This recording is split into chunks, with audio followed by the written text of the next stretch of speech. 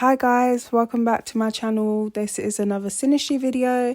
This is Mars in the 6th house. I started with Mars in the 10th house, which is also a Earth placement. Mars in the 6th house coincides or correlates to Virgo. Mars in the 10th house correlates to Capricorn. Now, I feel like traditionally, when you think of Mars, people don't think, oh my gosh, Mars in the 10th house or Mars in the 6th house, how hot. But I thought it would be interesting to get the more, what's considered more boring out of the way first.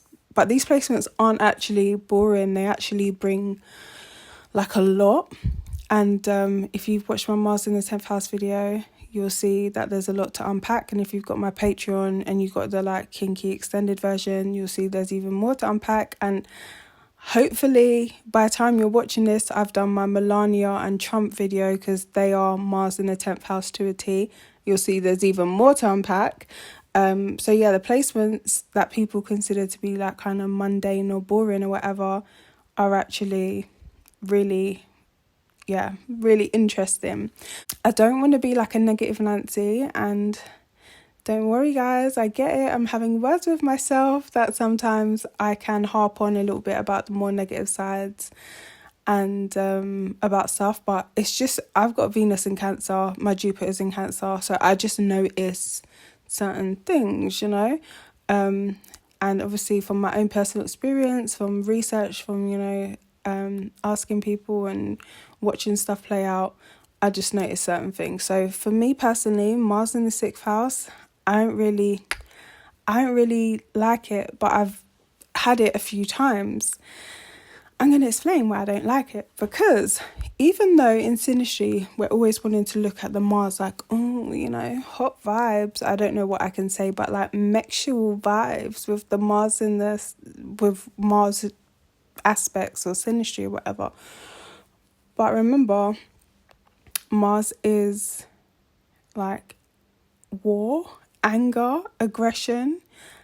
And my take on Mars and the first house energy is a little bit different. So to me, Mars rules life and death. It's the ego. Well, that's not really that different, because the sun is exalted in Aries because it exalts the ego and whatever, yeah.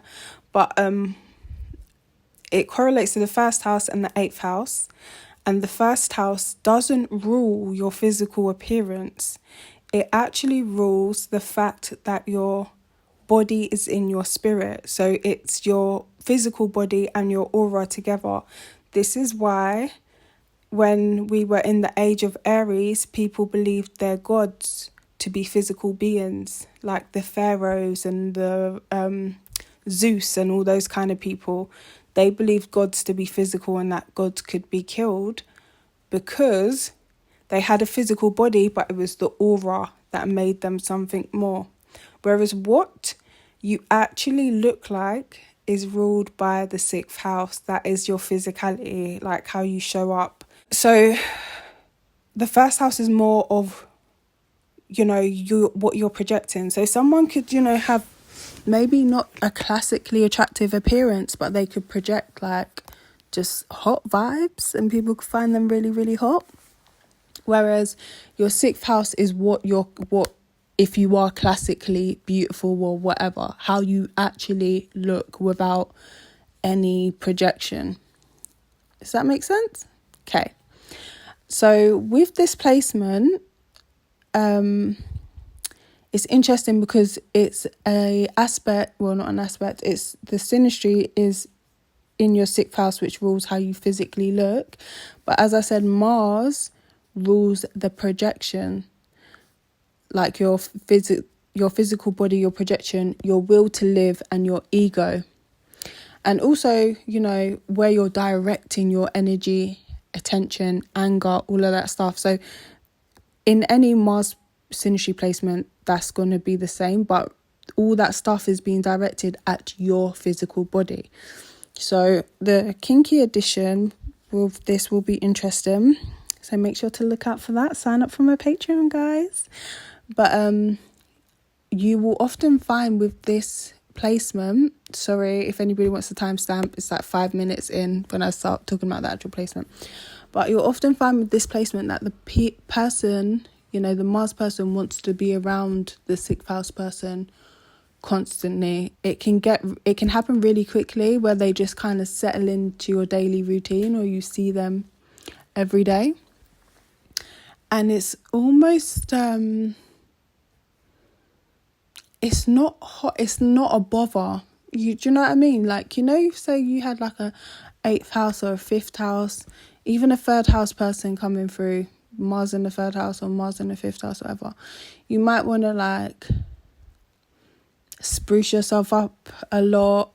Mars in the 3rd house, that's because my Eros is in Gemini, but anyway. Like Mars in the 5th house or whatever, you might want to like look extra hot, you know, like do whatever. But with the Mars in the 6th house, it's kind of like, it's cool. Like you can just chill. This is hair tied, chilling with no makeup on.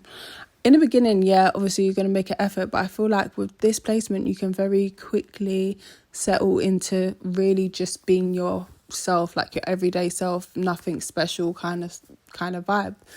But you can get along really well with this person. I feel like there's a lot of talking, a lot of intellectual conversations. The Mars person often will see the 6th house person as more intelligent, whether they say that or not.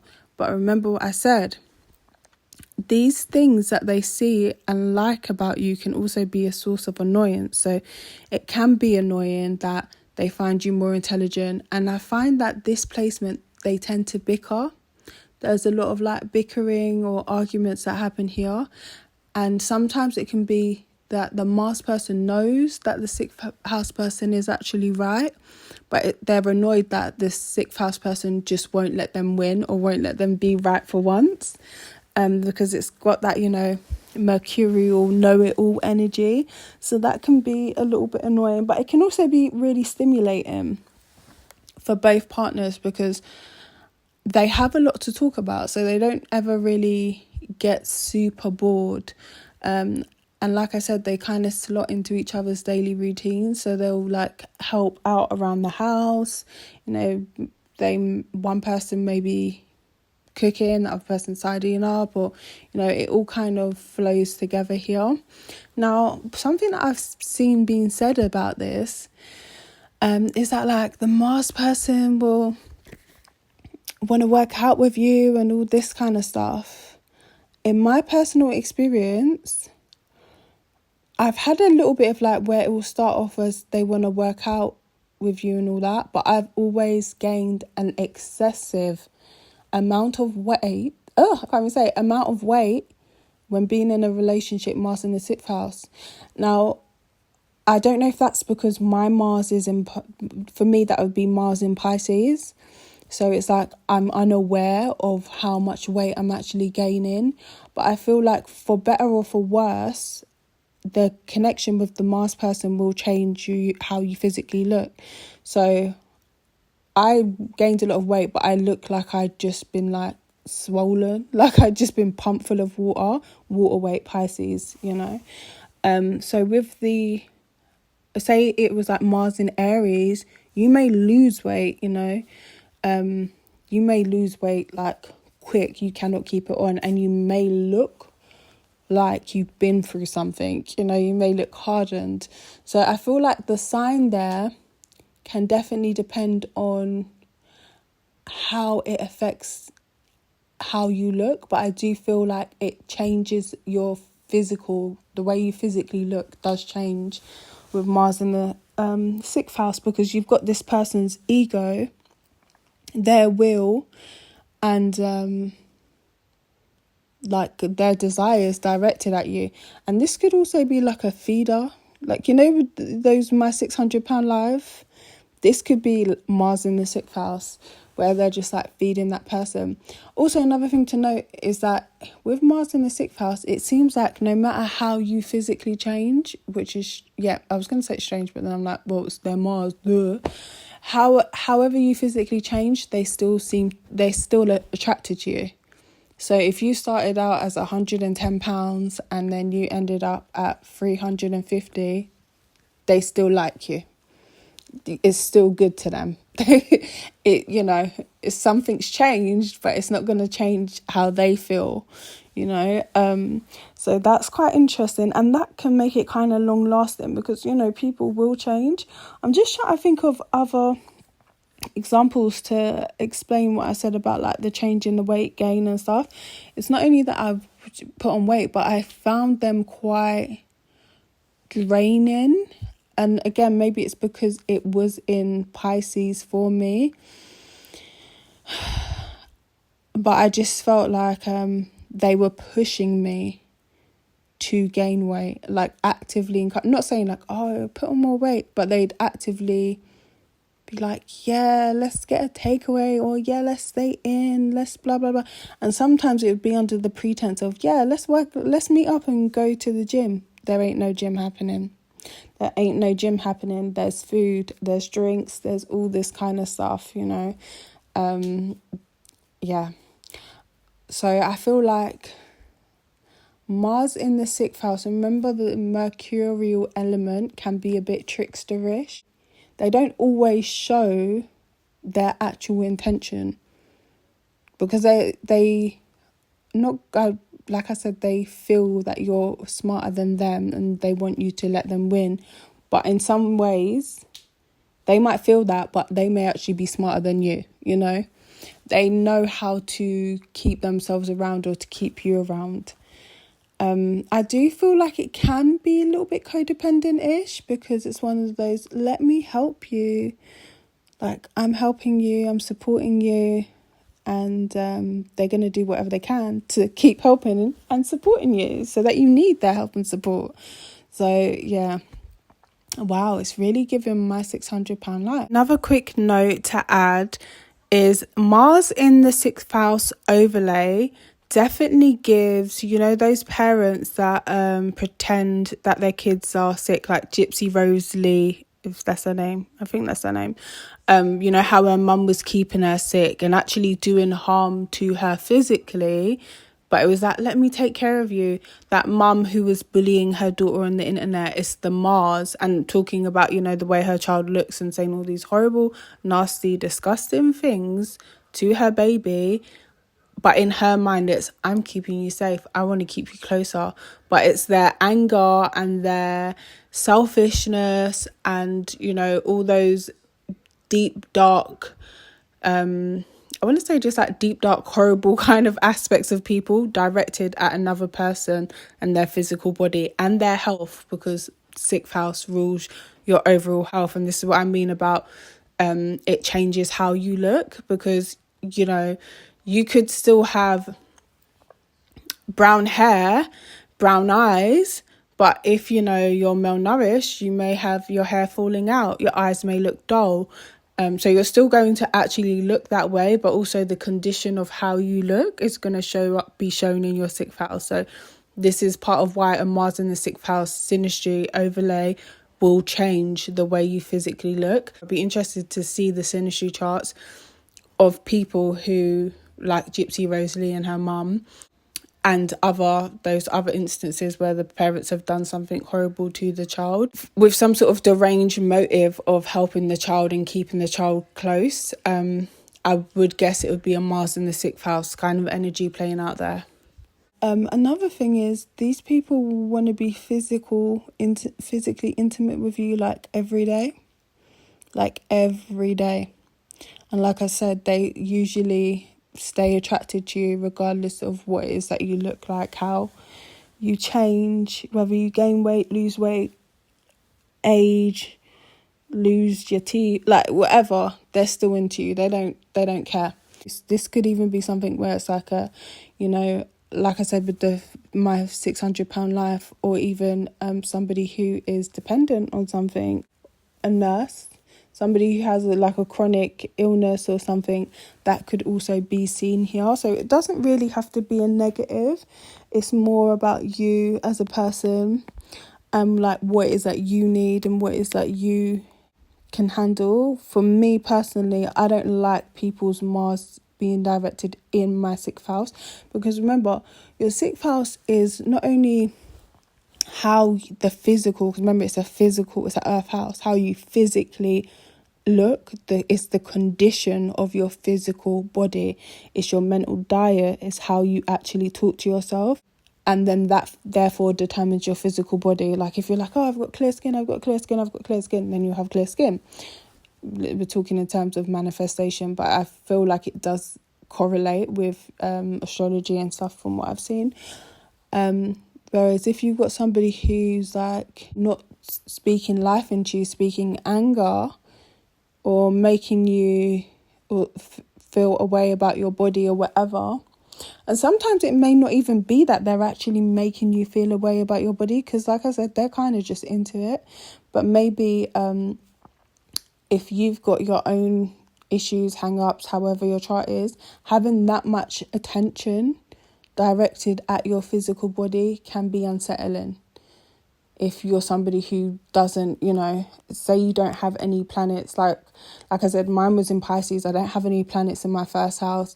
So I don't really like, first house would give you more of an identity around self. And then you'd be like, yeah, my physical body looks like this. You know what I mean? I don't have any planets in the 6th house either. So that can be unsettling to have somebody else's projection of